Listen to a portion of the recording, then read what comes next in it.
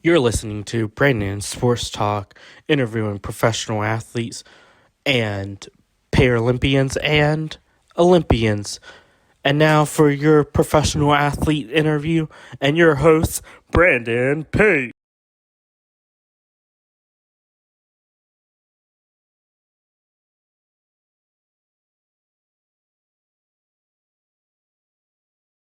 Good.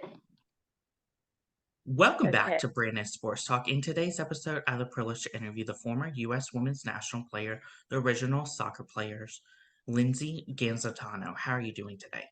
Hi, Linda Gancitano. Linda Gancitano. Hi, Brandon. Nice to Hey, be how are you? here. Can you talk about how you knew that you wanted to get started in playing in professional soccer? Ah, professional soccer. Well, it really wasn't even a dream at professional soccer, right? Because when we were at the Olympic Festival, they had selected the 18 best players in the United States in '85. We had played against each other in college, and we were playing against each other at the Olympic Festival. And what the Olympic Festival was is the best players and athletes. And it wasn't just soccer, it was swimming, it was track, it was all the sports were brought to Louisiana, Baton Rouge, Louisiana, and we played against each other, right, in soccer. And I played for the North team, and at the completion of the tournament, um, they announced, and everybody was surprised because there was no such thing as the World Cup. They're Mundialita, little World Cup, and so they announced that they were going to select the U.S. women's national team. So they started to call all the players one by one, bringing us down to the field. And when my name was heard, I didn't even move. And one of my friends tapped me and said, "Linda, they just called your name."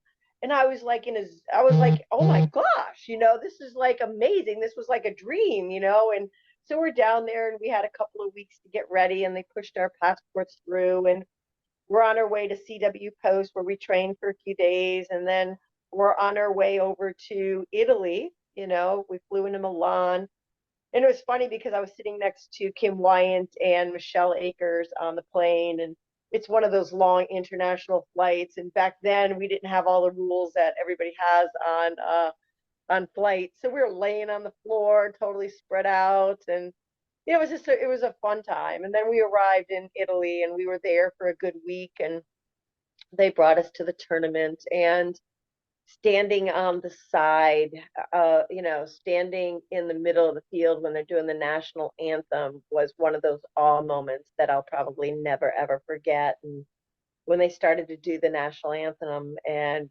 just got really present and just singing and just feeling that this is the first, this we are the originals, we are the beginning of something that was going to be one of the most incredible sports teams coming out of the United States, which is the U.S. women's national team.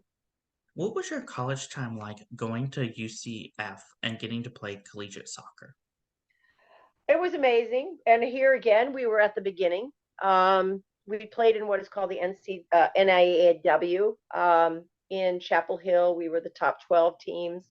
We were actually ranked 12. And we were working, Coach Rudy, who was our coach at the time, and Dang Pebblewich, which are our assistant coach, we were working with like one scholarship amongst everybody, and everybody else was on financial aid or work study, but we were able to put a team together. And Coach Rudy and the girls and Dang, we were able to put a team that was so amazing.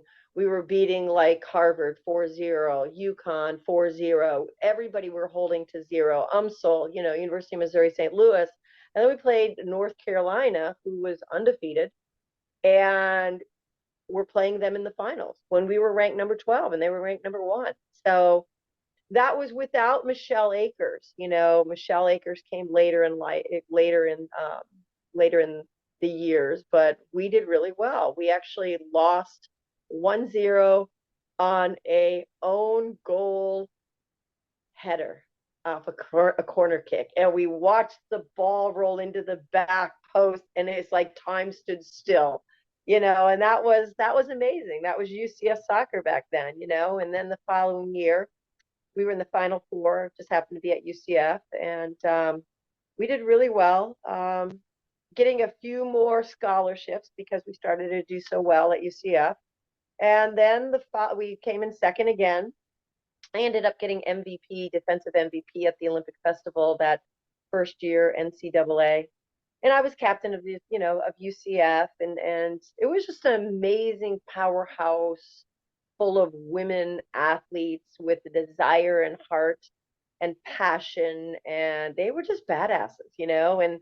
And then the following year, Michelle Akers came in with Amy Griffin, who was coaching out in Washington, and everybody knows Michelle. She's FIFA World Cup female footballer of the century. So I was fortunate to play with Michelle at UCF, and then with the U.S. national team, and she's just amazing. And we just had an amazing team. And then I graduated in '86, and '85 was the year that we played on the national team. It's very difficult to stay and play at that level when you're having to train by yourself without a team. So yeah, that was my experience at UCF. As a player, what was that experience like getting to compete in the NCAA tournament and going against teams like North Carolina? Well, we were good. UCF was good, and we showed everybody how good we were in the first year, like I said, at the NAIW. But the NCAA final, we were already ranked. So we were ranked there. We housed it, and we were probably number two to UNC, and that's been the only team that we had lost to in 2 years. We had beaten everybody else, and UNC was full of a lot of scholarships. You have Anson Durance, and he's able to had a lot more scholarships than UCF. So yeah. What was that feeling like after leaving college and getting into the US Women's National? It was actually at the same time. So '85, '86 was my last year at UCF and playing for the U.S. national team. And it coincided. And then the following year at the Olympic Festival is when I was the player to watch at the Olympic Festival in Baton Rouge, Louisiana. I'm sorry, in Houston. And my second game, I ended up going into a slide tackle, and I never played soccer after that. Or then I tore my ACL. And back then, the surgery was so invasive. Like they sliced the knee open from the top of the femur all the way down to going straight down. And then you had a year of rehab, where today you can go in through a little hole like this and do total reconstruction. So that was the end of my career in '87. So I don't know. No. What was that feeling like getting to play in that Olympic festival? It's always an honor to play and represent your country, right? And then play at the Olympic Festival where you're the top 18 in that particular part of the region. So you have the North region, the South region, the East and West. And now you're playing against all collegiate players that you've been playing against for years, and now we're all brought together. It was very competitive. And I had played for the North, and Michelle had played for the South with Kim Wyant and a bunch of the girls. And yeah, so it was very competitive. It was fun. It was exciting. You're still hanging out with your friends and stuff like that. And then these girls that you're playing with now are on the national team with you. So that was kind of interesting too. They were first competitors, and now they're friends and teammates. So that was an interesting mix too. So yeah. What was that feeling like for you to get announced to make that national team and get to put on that Team USA jersey? Oh wow. There's no words like that when yeah, it's like I had mentioned earlier that when they were singing the national anthem and you're representing your country as the first team to ever do it. It's one of those awe moments that you never ever forget. And I don't know if you know anything about the USA cheer. So when we're standing on the sidelines getting ready to play, we hear and see the fans, the Italian fans going, USA, USA.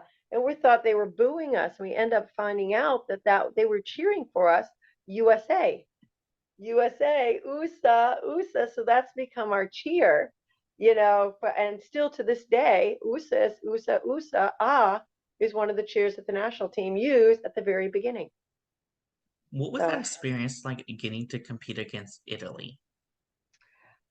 well, I don't have much memories of that except that they were very tough, right? And I was brought in. I was the first substitute for that because we were kind of getting beat physically, beat up, and I was that tough player, that no, you're not going to take advantage of me, that kind of a player. And I always played rough, and I played with a lot of heart and a lot of passion. So we learned a lot. We were educated a lot, that we had to play at the next level, that, we're not playing against our friends. We're playing here to win, so we had to make some adjustments, and it was a great experience to see what the rest of the world and where the rest of the world was playing at. And I don't think we've ever looked back. We just keep getting better and better. We have to make some adjustments, and that's okay because the tradition is United States is going to win, you know. What So what was that experience like going internationally and playing against Denmark? Denmark, the same thing. Their level was high. They were technical. If I could remember correctly, I think they're a little bit more technical than the Italian team. They weren't as rough, but England was also very tough too. The three teams that we had played, Denmark, England, and Italy, those were the teams, and they had a lot of good athletes. We had a lot of good athletes, but it looks like they had a little bit more international experience. Um, and they were used to a high level, which taught us, and we learned from it, and we got better from it. And here again, we haven't looked back. So it's again, we have to check in again. It's everything. Everything's an opportunity to get better. As So a player, what was that experience like getting to put on that jersey and having your name on the back? we didn't have our name on the back. That was the thing.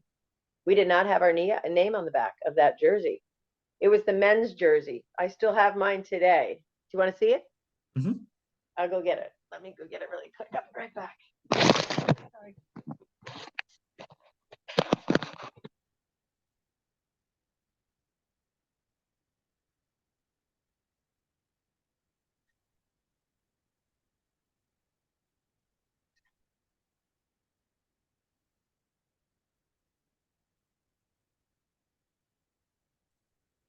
Okay, so this is the shirt. This is the jersey. It had USA. This was the original jersey. We got a white and a here, let me go long ways for you. Yeah. So here's the jersey, and then here is the back. There is no name on the back. None of our jerseys. These were the men's jerseys. These were the hand-me-downs. This is what happened way back then is we were not expected to go there, and yeah, so we were given this, and we were given $10 a day for per diem. That was the joke. We didn't play for money. We played because we loved the game. It was an incredible opportunity, and no team could ever say that before. So yeah. Of course, being one of the first players for the U.S. women's national team, what was that like laying the groundwork for those players that are playing now? Oh gosh. Before then, we just played for the love of the game.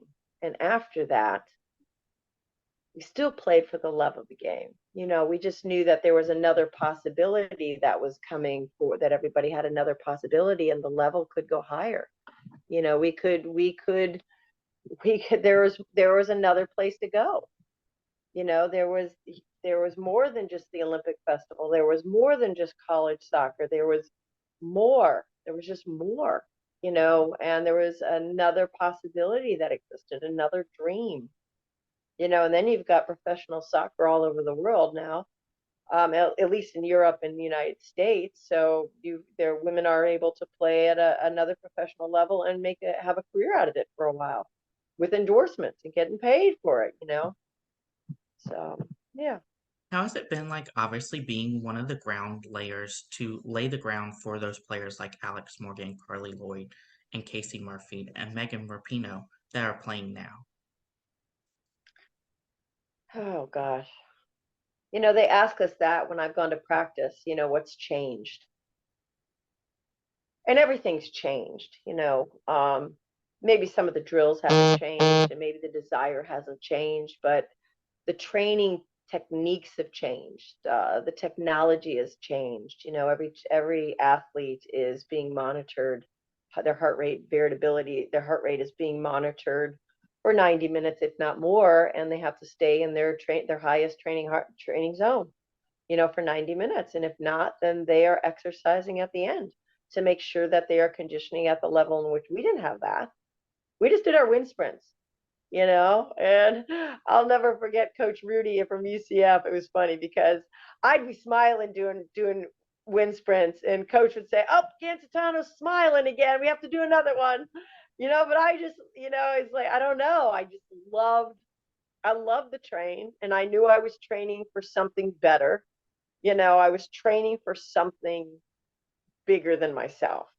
So I love to train, still do. What has that been like being a former player for the U.S. women's national team and seeing those players at practice now? Before I've never had any envy. I was just, I was, I don't know, I was excited for the team. I was excited for us. But there's a little bit of envy and jealousy going on now that the timing was I was a little early for this.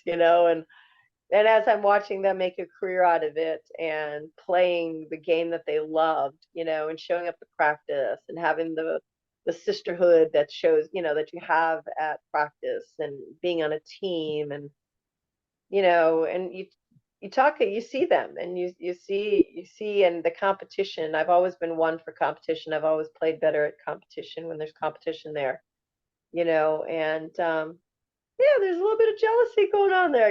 What can I say? I would have loved to have been able to play again at this time in my life, you know. Being It's a part okay. of the original team, what has that been like? Obviously, seeing those current players use the same methods that you've used when you originally started. Can you say that again? Being Can a you part repeat? of the original team, what has Yes. that been like seeing the current players use some of the methods that you've used and adapt to them? Oh gosh. Well, I'm not sure if I can really answer that one. There's been so many changes, with strategies and techniques and training styles. The one thing that I can say is, you have players that have a lot of heart and play with passion no matter what. Every single day they go out and they play for the love of the game, and they have that warrior kind of mentality. Haran had it, Lavelle has it. So I love to see it when it gets activated because you can tell when that happens. It seems like they go from this level to this level. And when those two players spark it like is infectious. And our team was kind of like that at the beginning. That's kind of been in our DNA the whole time. Is that there's this warrior mentality. No matter what, you get the ball. No matter what. So yeah, that's warrior. What is that feeling like getting to meet your fans and having them recognize you and ask for your autographs? Oh, that's funny that you say that because we were just brought into Asheville. We had a reunion there. And for 75 minutes, we signed, oh gosh, I don't even know how many balls. And they're all 11 of us were in a row, and every player at Asheville, at the game, Asheville City with Stacy Enos, every fan got a small ball. And we signed for 75 minutes straight and talked to all these fans. And it was kind of like, I don't know. It was just like it was fun. It was fun again, and we didn't care. We wanted to watch the game, but it's like we haven't done this in a long time. So it was kind of I appreciated the effort and the time that they put in, and they all showed up for this game. This game was packed just to see the 85ers. So that was really fun. What was that feeling like having people see the 85 team and maybe some of them may not remember you and recognize you, but they're soccer fans? I was proud to have a United States jersey on. No, just proud to say that I was an OG, an original. What are Yeah. some of your favorite memories and moments competing in professional soccer? Probably getting MVP at the Olympic Festival.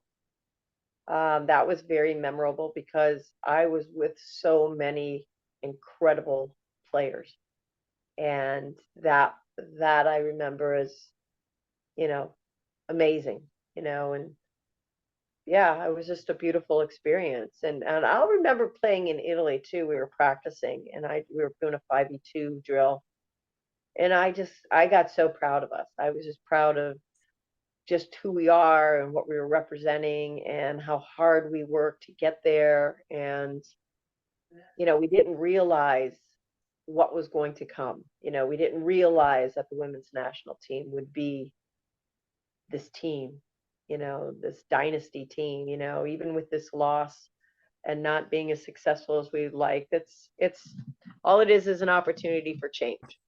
Change has to occur, and we can't keep doing the same thing and expecting the same results. So um, we have to do something different. And that's just the rest of the world is playing. I watched Jamaica and Colombia play, and I didn't realize that Jamaica hadn't let a goal in the whole time. And you've got all these incredible teams going home, and you have these teams that have never even qualified. They're playing, and it's awesome. And it's just showing us that we just have to up our game, and it's an opportunity. So, yeah. Who are some of the favorite memories and moments of players that have played with you? Oh, gosh. Michelle Akers from UCF. It's fun because I'm serving the ball out of the back, and Michelle had this span that I could even have a bad serve out of the back, and I knew she'd win it in the air or she'd be able to pull it down. She had like Velcro to her foot, and she was just that player, that dynamic player. And then you had this, yeah, I just remember my defense at UCF was amazing. No, they weren't stars, but they were warriors. They were hard. They were incredible badass women, and then playing, on the national team and playing with an Emily Pickering or Kim Wyant or Denise Boy. I mean, these players are amazing. So it's, to be able to say that I played with these women, and it's amazing. And they were from all over the United States, the best women. What is that feeling like knowing that you lived out your dream of being a U.S. women's national player? Oh, say that again. What is Repeat that? that. What is that feeling like knowing that you lived out your dream of being a U.S. women's national player? It was a dream too. It's an amazing. And it's something that I've kind of lived my life through. It's like I have that feeling that I'm always at this wave of things to come. I was the first girl to play on the boys high school soccer team in Florida. I played on the first U.S. women's national team. I was played on the first U.S. UCF team. I've always, and even in my career, I'm teaching what is called happiness studies. So I'm always at the wave of things to come. I don't know. It's just my timing. I don't know. Maybe I see things and I just go after it, and Oh, well, you're gonna have plenty of muffins. yeah. Oh, Of course, well, what yeah, are some of your future plans in your career moving forward? Um, we you don't know. yeah. We've got some things that we're working through in soccer right now. And we'll start to probably become more involved with a lot of things that are happening now in the background, with supporting the national team and soccer players across the country, women, girls. Um, I coach boys soccer at middle school level, and I teach happiness studies, positive psychology class, and it's a class that just empowers kids, gives them the tools to deal with life, and absolutely love what I get to do for a living. What advice would you give those future players out there that are looking to represent the U.S. women's national team? Anything's possible, and just keep practicing. Just give it your all. What advice would you give those people, such as yourself, that are going through that retirement phase? Everybody has to retire, so um, just find something else that they're passionate about. it's an opportunity here to, because soccer became such a big part. I went through that when I hurt my knee, that I had to look for something else, something other than soccer, or maybe I can bring soccer and something else that I'm passionate about together and use it as a platform. Like I'm also very passionate about the environment and positive psychology, and and just being able to pull it all together is just another way find your purpose. Just find your purpose.